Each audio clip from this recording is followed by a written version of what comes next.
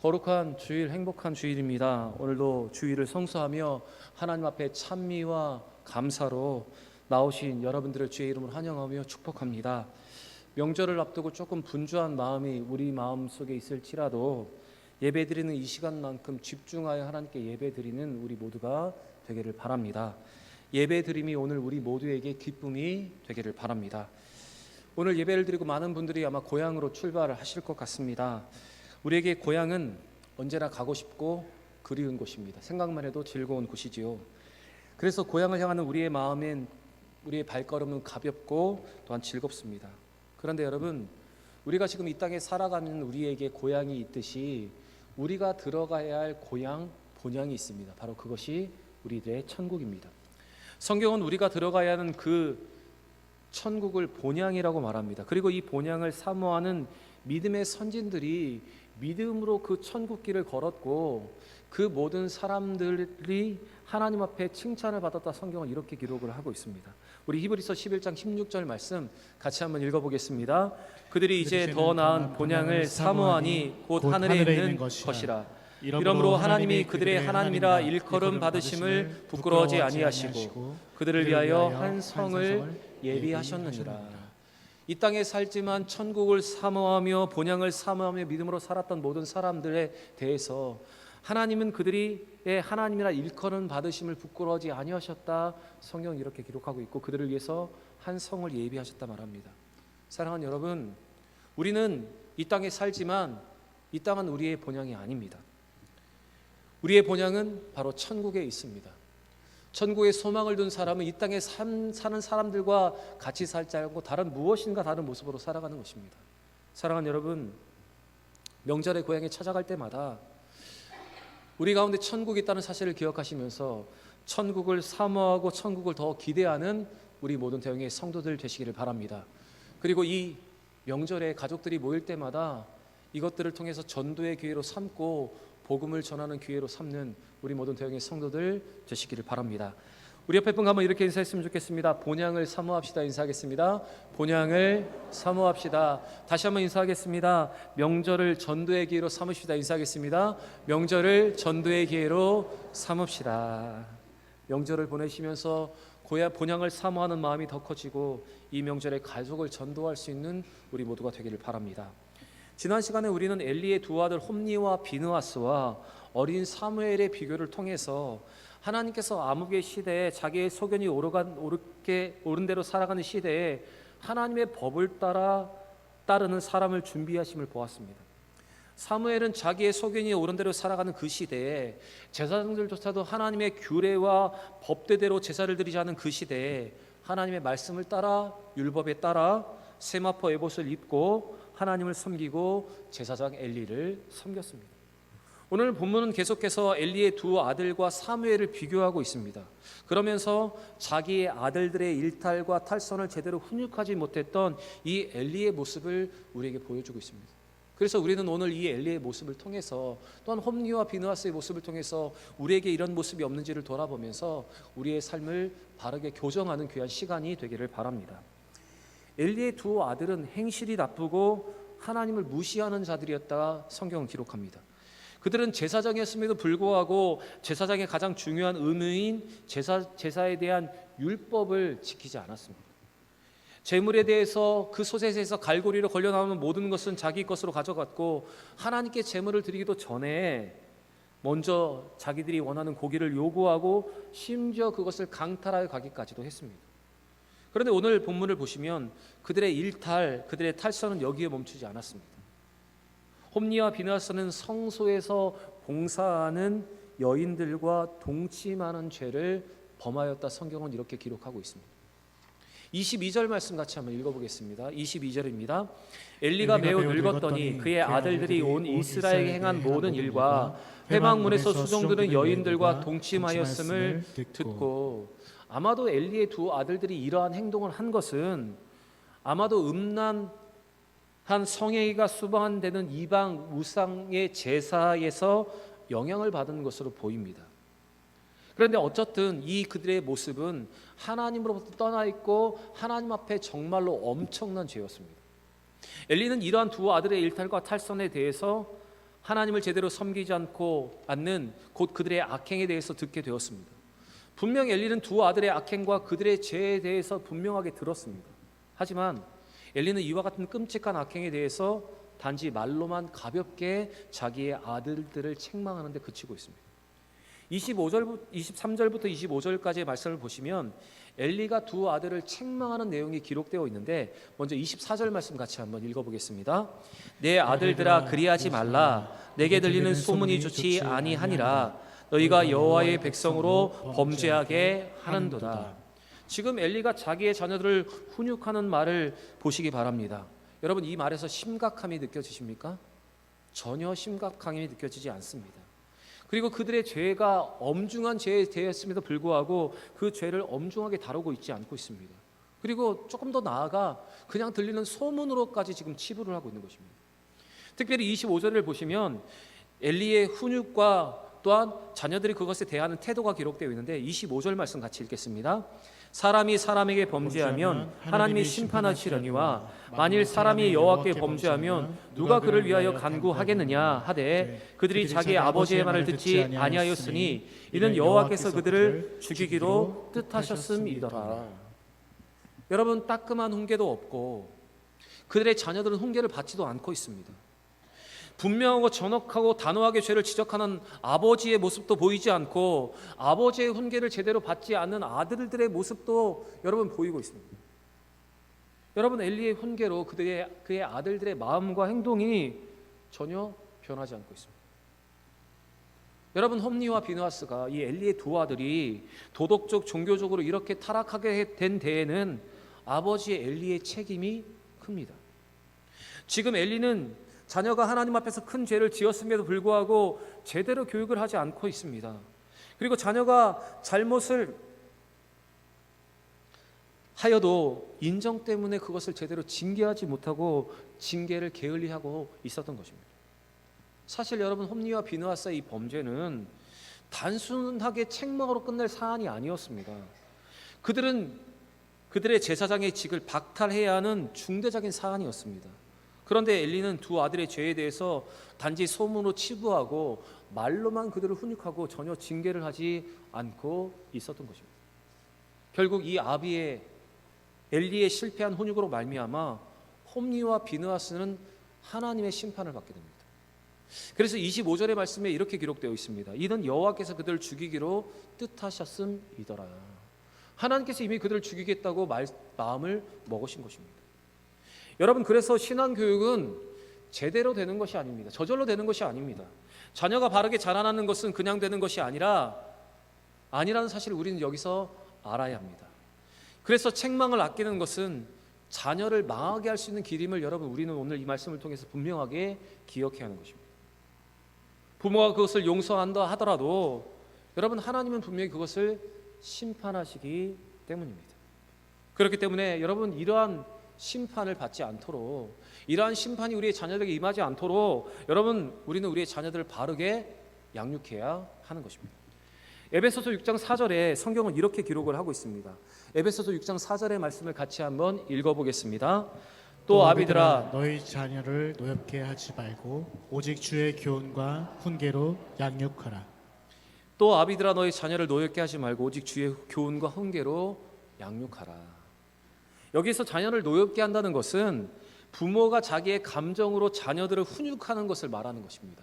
자기의 억누르지 못하는 감정, 자기의 분노를 자녀들에게 쏟아내는 것, 그것을 말하는 것입니다. 이런 감정적인 훈육이 아니라 성경은 오직 주의 교훈과 훈계로 양육을 하라고 지금 말하고 있습니다. 여러분, 오늘 실패한 엘리의 훈육으로 말미암아 하나님의 심판을 받았던 이 홈니와 비느하스를 보시면서 주의 교훈과 훈계로 우리의 자녀들을 잘 양육함을 통해서 하나님의 영광과 하나님의 도구가 될 수 있는 우리의 자녀로 키우는 우리 모든 대형의 성도들 되시기를 바랍니다. 훈육에 실패한 엘리에게 하나님은 하나님의 사람을 보내셨습니다. 그리고 엘리의 자녀 교육의 실패에 대해서 책망을 하셨습니다.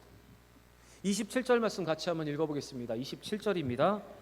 하나님의 사람이 엘리에게 와서 그에게 이르되 여호와의 말씀에 너희 조상의 집이 애굽에서 바로의 집에 속하였을 때에 내가 그들에게 나타나지 아니하였느냐.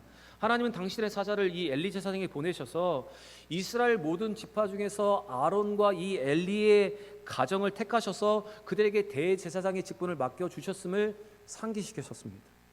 하지만 엘리의 가문은 이스라엘의 제물로 자신을 살찌웠음을 뿐만 아니라 제대로 자녀를 훈육하지 못했던 것으로 인해서 그 제사장직을 이제 박탈당하게 되었다는 것을 하나님은 이 하나님의 사람을 통해서 엘리에게 전달하셨습니다.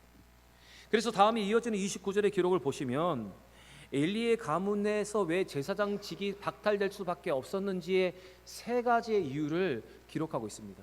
여러분 29절의 말씀을 읽으시면서 왜 엘리의 가문이 제사장직을 박탈당하게 되었는가를 잘 기억하시면서 함께 읽기를 바랍니다. 읽겠습니다. 너희는 어찌하여 내가 내 처소에서 명령한 내 제물과 예물을 밟으며 내 아들들을 나보다 더 중히 여겨 내 백성 이스라엘이 드리는 가장 좋은 것으로 너희들을 살찌게 하느냐. 여러분 29절의 기록은 엘리의 제사장의 가문이 왜 제사장 직분을 박탈당하게 될 수밖에 없었던 이유를 기록하고 있습니다. 첫 번째 이유가 무엇인가 하면 먼저 하나님은 홈니와 비느하스가 내 처소에서 명령한 내 제물과 내 예물을 밟았다라고 말씀하십니다. 이것은 하나님의 법을 따르지 않고 하나님을 무시하였다는 말씀입니다. 하나님의 제사장으로 책무를 다해야 함에도 불구하고 그대로 제사를 드리지 못했다는 하나님의 지적입니다. 특별히 예배를 제대로 드리지 않았기 때문에 여러분 그대 제사장 직분이 박탈당하게 된 것입니다. 그리고 두 번째 기록은 엘리를 향한 책망입니다. 하나님은 엘리를 향해서 이렇게 말씀하십니다. 내 아들들을 나보다 더 중히 여겨. 이렇게 엘리를 향해서 말씀하십니다. 이 말씀이 여러분 무슨 뜻입니까? 하나님보다 아들들을 더 사랑했다는 말입니다. 하나님보다 아들들을 더 중요하게 생각했다는 것입니다. 사실 엘리는 하나님을 두려워하는 사람이었습니다. 하나님의 사사로서 40년간을 이스라엘을 다스렸던 사사였습니다. 그리고 하나님의 법궤를 소중하게 여기는 사람이었습니다. 하지만 그는 하나님보다 두 아들을 더 귀하게 여기는 실수를 하고 말았습니다. 그래서 여러분 하나님보다 더 이 아들들을 중요하게 여겼기 때문에 제대로 책망하지 못하고 제대로 훈육하지도 못했던 것입니다. 그래서 결국 그 가문에 있었던 이 제사장의 직분이 누구에게로 옮겨가게 되냐면 사무엘에게로 옮겨가게 되는 것입니다. 그리고 세 번째 그들의 가문의 제사장 직분이 박탈당하게 된 이유는 내 백성 이스라엘이 드리는 가장 좋은 것으로 너희들을 살찌게 하느냐라는 이 하나님의 말씀 가운데 담겨 있습니다. 하나님은 엘리와 그의 아들들 홈니와 비느하스에게 분명히 말씀하십니다. 하나님께 드리는 제물로 인해서 그들이 살쪘다. 자기들의 살을 찌웠다. 여러분 여기서 살찜으로 인해서 하나님의 책망을 제대로 받지 못했고 하나님의 책망을 둔감하게 여겼다는 것이 이 말씀 가운데 담겨 있는 것입니다.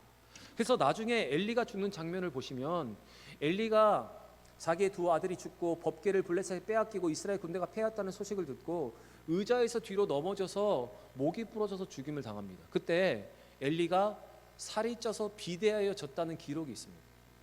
결국 하나님께서 말씀하시는 책망이 무엇인가 하면 바로 하나님의 제물로 인해서 살쪄서 하나님의 책망에 둔감하여 졌다고 했기 때문에 하나님은 그들의 가문에서 이 대제사장의 직분을 다른 곳으로 옮기신 것입니다. 여러분 이런 이유로 하나님께서 조상 아론과 엘리의 가정에 하셨던 그 약속이 여러분 변경되었습니다. 조금 더 정확하게 말씀드리면 그 조상과 그의 가정 가운데 영원히 행하리라 했던 이 제사장의 직분이 이 약속이 취소되었다는 것입니다. 여러분 우리는 오늘 이 말씀에서 분명히 기억해야 합니다. 하나님께서 하신 영원한 약속이라도 죄로 말미암아 그 약속이 변경될 수 있고 취소될 수 있다는 사실을 우리는 기억해야 합니다. 하나님은 오직 당신을 존중히 여기는 자를 존중히 여기시고 자기를 멸시하는 자를 경멸하신 분이시기 때문에 그렇습니다. 그래서 우리가 하나님께서 우리에게 한 약속 그대로 그 약속에 유효할 수 있도록 하나님을 우리는 존중하는 삶을 살아가야 합니다. 하나님께서 우리 가정에 베푸신 정성과 은혜를 여러분 우리는 만홀히 여기지 않아야 하는 것입니다. 여러분 우리 하나님께서 성경을 통해서 우리에게 일관되게 요구하는 것이 있습니다. 그것이 무엇인가 하면 바로 하나님의 약속 앞에 하나님 앞에 우리가 거룩한 태도로 주 앞에 나아가는 것 하나님 그것을 원하시는 것입니다. 하나님의 약속에 대해서 우리가 이렇게 중요하게 생각하고 그 약속이 우리 가운데 이루어지도록 우리가 거룩하게 살아가는 것, 하나님이 그것을 원하신다는 것입니다. 여러분, 오늘 이 아론과 엘리의 가문에 주어졌던 영원한 약속이 그들의 범죄로 인해서 하나님을 제대로 섬기지 않는 것으로 인해서 변경되었다는 사실을 기억하시면서 우리 가운데도 하나님의 약속이 변경되지 않도록 우리의 삶을 주의하여 살아갈 수 있는 여러분과 저의 삶이 되기를 바랍니다. 오늘 말씀에서 우리가 한 가지 더 기억해야 할 것이 있습니다. 그것은 만약 엘리가, 하나님의 사람이 엘리에게 와서 하나님께서 하시는 그 책망의 소리를 하나님의 음성으로 들었다면 심판에서 벗어날 기회가 있었다는 것을 우리는 깨닫습니다. 다음 장의 내용을 보시면 하나님은 어린 사무엘의 입술을 통해서 다시 한번 동일한 심판의 예언을 엘리에게 하고 계셨습니다. 이것은 처음 하나님의 사람을 보내셔서 엘리로 하여금 회개할 기회를 주신 것이고, 다시 한번 사무엘을 통해서 회개할 기회를 주신 하나님의 그 기회를 우리는 볼 수 있는 것입니다.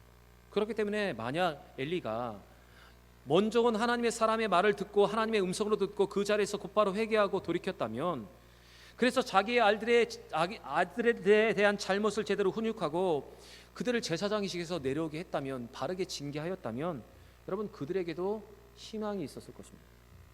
그러나 회개의 길을 잡지 못하고 그대로 방치한 결과 엘리도 죽고 두 아들도 죽고 여호와의 법궤를 뺏기고 이스라엘 많은 군사가 죽는 일이 여러분 그 가운데 벌어지게 된 것입니다. 사무엘상 4장 10절부터 11절에 보시면 홈리와 비느하스가 죽는 장면이 기록되어 있는데 우리 같이 한번 읽어보겠습니다. 블레셋 사람들이 쳤더니 이스라엘이 피하여 각기 장막으로 도망하였고 사륙이 심히 커서 이스라엘 보병에 엎드려진 자가 3만 명이었으며 하나님의 괴는 빼앗겼고 엘리의 두 아들 홈리와 비느하스는 죽임을 당하였더라. 홈리와 비느하스는 전쟁에 하나님의 법궤를 가지고 나아갑니다. 자기들의 마음대로 법궤를 가지고 나아가 전쟁하다가 전쟁에 패하여서 그 두 사람도 죽고 군사 3만 명이 죽고 여호와의 언약궤를 블레셋에게 뺏기는 엄청난 일이 일어나게 된 것입니다. 그리고 그 다음에 엘리의 모습이 나오는데, 엘리는 이 두 아들의 죽음과 여호와의 언약궤가 블레셋에 빼앗겼고 이스라엘이 큰 패배를 당했다는 소식을 듣고 놀라서 의자에 앉아있다가 뒤로 넘어집니다. 그리고 목이 부러져서 죽고 말았습니다. 그것이 사무엘상 4장 18절의 기록입니다. 같이 읽겠습니다. 하나님의 길을 말할 때 엘리가 자기의 의자에서 뒤로 넘어져 문 곁에서 목이 부러져 죽었으니 나이가 많고 비대한 까닭이라. 그가 이스라엘 사사가 된 지 40년이었더라. 여러분, 하나님께서 충분하게 회개의 기회를 주셨을 때 여러분 그 기회를 잡았다면 어쩌면 홈리와 비느하스에게, 이스라엘에게, 또한 이 엘리에게 이러한 일이 일어나지 않을 수도 있습니다. 그래서 여러분, 회개하지 못하는 것은 기회가 충분하지 못해서가 아니라는 사실을 우리는 잊지 않아야 합니다. 사랑하는 여러분, 우리에게 회개의 기회를 주실 때 돌이킬 수 있는 여러분과 저의 삶이 되기를 원합니다. 하나님께서 우리에게 회개하라고 주시는 그 사인을 분명하게 알아채고 하나님 앞에 돌이켜서 이와 같은 불행과 이와 같은 심판을 받지 않는 우리 모두가 되기를 원합니다. 하나님께서 사람들을 보내셔서 하나님의 사람의 입술을 통해서 말씀하실 때 여러분 그것을 귀담아 들을 수 있는 우리 모든 대형의 성도들 되시기를 바랍니다. 제사장 엘리는 사사로 40년이라는 긴 세월 동안 꾸준히 사사의 역할을 감당했습니다. 그리고 심지어 어린 사무엘을 통해서 말씀하시는 하나님의 음성을 들을 때도 겸허하게 그 말씀을 수용하는 사람이었습니다. 또 그는 무엇보다도 하나님의 언약궤를 소중히 여기는 인물이었습니다. 하지만 그는 한 지도자로서 분명히 실패한 지도자였고 아버지로서도 실패한 아버지였습니다. 그는 자녀에 대한 신원 교육에 실패하여 자녀들이 하나님을 알지 못하는 자로 만들었고 하나님과 사람을 향하여 엄청난 죄를 지었음에도 불구하고 책망과 징계를 하지 않고 계속해서 제사장의 직무를 수행할 수 있도록 그대로 방치했습니다. 하나님 이와 같은 엘리의 죄에 대해서 사람들의 말을 통해서, 하나님의 사람을 통해서, 또한 이 사무엘을 통해서 직접 말씀하셨지만 엘리는 끝까지 제대로 훈육하지 않는 실패의 아버지의 길을 걸었습니다. 이가 그것은 하나님보다 자녀를 더 사랑했다는 증거, 또한 마음이 삶이 비대해져서 하나님의 음성을 제대로 듣지 못했던 결과였습니다. 이와 같은 죄로 말미암아 엘리는 자기가 사사로 있는 그 시대를 하나님의 음성이 희귀해진 영적인 암흑기로 만들었습니다. 그리고 그의 아들 홈리와 비느하스도 불우한 최후를 맞이하였고, 또한 자기에게 주어진 제사장 대제사장의 직분이 강탈당하는 일이 여러분 엘리 때에 벌어지게 된 것입니다. 사랑하는 여러분, 오늘 이 엘리의 실수, 엘리의 실패의 모습을 보시기 바랍니다. 이 모습을 보시면서 엘리와 같은 실수와 실패를 하지 않는 저와 여러분이 되길 바랍니다. 마음이 비대해지지 않아서 하나님의 음성을 제대로 듣고 자녀를 하나님보다 더 사랑하지 않는 우리 모두가 되길 바랍니다. 그리고 우리의 자녀를 하나님께서 우리에게 말씀하신 대로 주의 교훈과 훈계로 잘 양육할 수 있는 여러분과 저의 삶이 되기를 원합니다. 만약 여러분 주시는 이 말씀이 우리의 삶을 찔리게 하는 말씀이라면 여러분 우리의 삶을 다시 한번 바로잡고 하나님께서 원하시는 믿음의 길로 살아서 하나님의 은혜를 누릴 뿐만 아니라 하나님의 거룩한 도구가 되는 우리 모든 대형의 성도들 되시기를 바랍니다. 왜 하나님께서 이 명절에 우리에게 이런 말씀을 주셨는지를 여러분 귀담아 들으시면서 하나님 분명한 뜻을 깨닫고 하나님께서 원하시는 믿음의 길로 행하는 믿음의 본을 보이는 우리 모든 대형의 성도들 되시기를 우리 구주 예수의 이름으로 간절히 축원합니다.